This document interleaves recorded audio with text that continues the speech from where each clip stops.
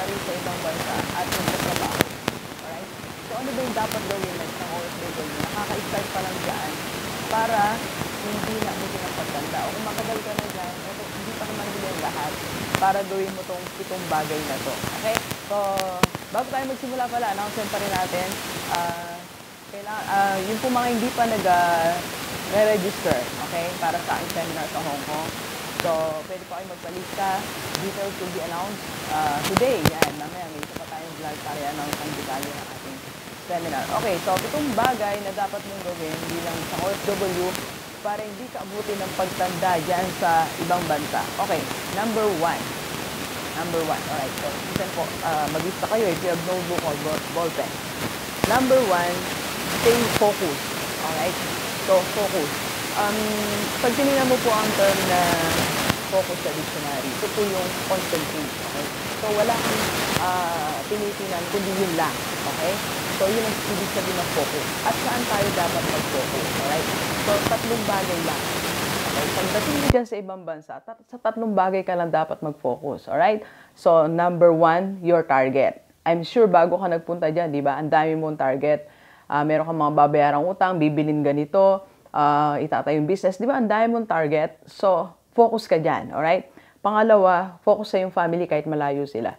Yung extra time mo, yung extra hour mo. Okay? So, just make sure yung communication yung di nawawala. Monitor. Yung mga anak mo, asawa mo, nanay mo, mga kapatid mo, maglagay ka ng schedule ng pagtawag, ng pagme-message. Okay? Kahit malayo ka, you can still focus to them. Okay? And third, work. Alright? So, mag-focus sa trabaho, sa mga dapat gawin. Okay? So, yan ang number 1. Okay? So, kasi, you know, maraming mga OFW kasi pagdating diyan, parang masyadong na-excite. So, ang daming mga ginagawa na minsan hindi na related dito sa 3 bagay. Okay? So, nagpupuntahan na kung saan, sumasama na sa mga hindi dapat samahan, di ba? So, or kaya naman, nawawala sa target, maraming binibili na hindi related, di ba? Madaming mga nagpo-focus na sa mga kaibigan, mga kakilala, so something like that, alright? So, ang number 1 mo dapat gawin, okay? So, mag-focus sa target, family, at work, alright? Number 2, okay? Work hard for the first 3 years, alright? So, work hard for the first 3 years, okay? Ang gagawin mo lagi, sabi ko, nag-focus ka sa work, di ba? So, you have to work hard. There's no other way but to work hard for the first 3 years. Ang sabi nga ni Grant Cardone, di ba? Pay the price today. Okay? So, lahat ng kaya mong effort na ibigay sa trabaho mo, ibigay mo na.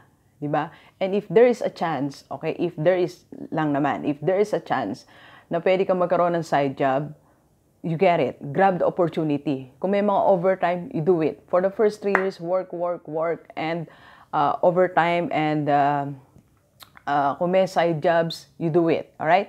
So, bakit ba, Ma'am Gigi, na kailangan work ako ng first 3 years? Because that's very crucial. Very crucial kasi eto na yung number 3. You need to pay yung mga utang mo. Okay? Why? Kasi alam ko naman po na pagdating nyo, bago tayo malis dito, may mga utang tayo, di ba? So, you have to pay that. At ang tingin ko dyan, 1 or 2 years, dapat tapos na po yan eh. Para yung ika-3rd year that you're working so hard, nakakapag-save ka na. Okay? So, ang number 3 mo, bayaran yung mga utang, lalo yung mga urgent, para hindi nag-accumulate ng tubo. Kasi minsan mga 5, 6 yan, di ba? O kaya nagsanla kayo ng mga gamit dito sa Pilipinas, di ba? So, para matubos na natin. Okay? Alright, number 4. Okay, 1, 2, 3. And then number 4 na tayo. Okay. Develop new skill. Okay? So, habang nandyan po tayo, maging open tayo sa mga itinuturo sa atin. Okay? So, you have to develop new skill. Okay? So, sa work mo, di ba, may mga itinuturo. The more na merong ipinapagawa sa atin na bago, the more na dapat maging willing tayo. Aralin natin, di ba? Aralin natin mga new skill. Wag natin iwasan. Okay? Wag natin iwasan. Kahit mga DH, wag natin iwasan mga new skill, di ba? Mga bagong ipinapaturo sa atin, tinuturo sa atin mga amo natin, let's do it. may isang nag-share sa akin, I think Karen, Karen, hindi na tayo nagkaka-message. Isa siyang, DH siya doon, pero merong ibang pinapagawa yung kanyang boss sa kanyang negosyo. So, take advantage of that because you're learning new skill. Wag nating iwasan o katamaran yung mga bagong itinuturo sa atin. May excite tayo dyan, okay? Because later on, I'll tell you anong gagawin mo dyan sa new skill na yan. Okay? Kung meron pa nga opportunity, mga nasa office o mga nasa factory, pwede tayo mag-volunteer, di ba? Sabi mo, ako na po yan, aralin ko po, kaya ko pong aralin yan, di ba? Remember, go back to number 1, focus. Alright? So, expect mo na mahirapan ka talaga sa trabaho, expect mo na talagang marami kang, may mga overtime ka, di ba? Because you're focusing on your work, alright? And you have to learn new skill. Kung 3 years ka na dyan, 4 years ka na, dapat may mga iba ka ng skill, di ba? Yung mga nagtatrabaho sa mga nagwe-welding, di ba? Mga nagagawa ng mga sasakyan dyan, I think may mga ganyan trabaho. So, you try to learn new skill, right?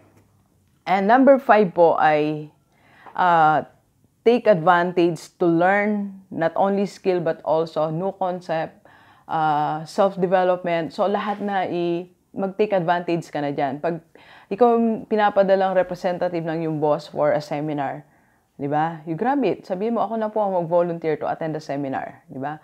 Ako na po ako na po yung gumawa ng proposal, di ba? So, lahat ng kaya mong matutunan dyan, lahat ng kaya mong i-absorb, you do it. Kung may mga books sa bahay ng amo mo and free to read, you read, di ba? Kung sinasama ka sa mga gatherings, you join ka, di ba? Malay, may mapulot ka ng concept, may makilala ka ibang tao, that will give you new insights, di ba? So, lagi kang open for your personal development. Lagi mong isipin na kailangan may matutunan ako. Or, pag sumama ako doon, pag umattend ako doon, pag ginawa ko to, may matututunan ako. Alright? And, the last, number 6, okay? Ang number 6 natin, okay? Natuto ka na po ng different skills, or kahit isa o dalawang skill, then natuto ka na rin self-development, and you work so hard, nakapag-save ka na, then it's now time to go home. It's now time to go home. What will you do? Start your own business. Dok, anong gagawin kong negosyo? Yung skill na natutunan mo dyan, dadali mo dito sa Pilipinas. Yung mga concept, mga ideas na natutunan mo dyan sa ibang bansa, dadali mo dito sa Pilipinas. Yung mga narinig mong prinsipyo ng mga matagumpay na tao dyan, ng amo mo, office mate mo, immediate supervisor mo, mga naging kaibigan mo dyan, lahat na yan dadali mo dito sa Pilipinas. At dito ka magsisimula ng bagong chapter ng buhay mo. Okay? Para hindi dumating sa point na 50 years old ka na, 60 years old, 70, nandyan ka pa rin. Hanggang ngayon, hanggang 70 years old, nagluluto ka pa rin para sa ibang tao. Naglilinis ka pa rin ng bahay para sa ibang tao. Diba? You're still serving other people at the age of 70. Alright? So, you have to go home here. Alright? So, tama na yung mga learnings na tututunan mo dyan. Tama na yung mga ginugol mo dyan. Diba? Yung my previous vlog, yes, I think last night. Life is short. Diba? Bonus na nga, abot tayo ng 70, 80, di ba? 90, bonus na yun, di ba? How many years na lang natitira sa'yo? Alright? To enjoy your life here and to spend time with your family. Okay? So, delivers, ito po yung sinasabi natin,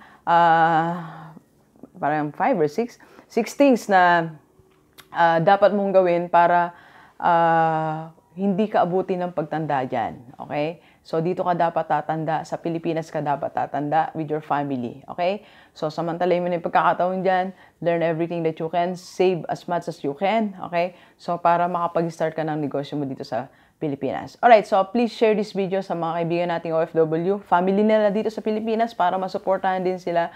Okay? And sa iba pa natin mga kaibigan dyan sa ibang bansa. Okay? So, para sama-sama po tayo ma-inspire at mabago ang buhay. Alright, so thank you very much, Delivers. Enjoy the rest of the day and let's go, let's go!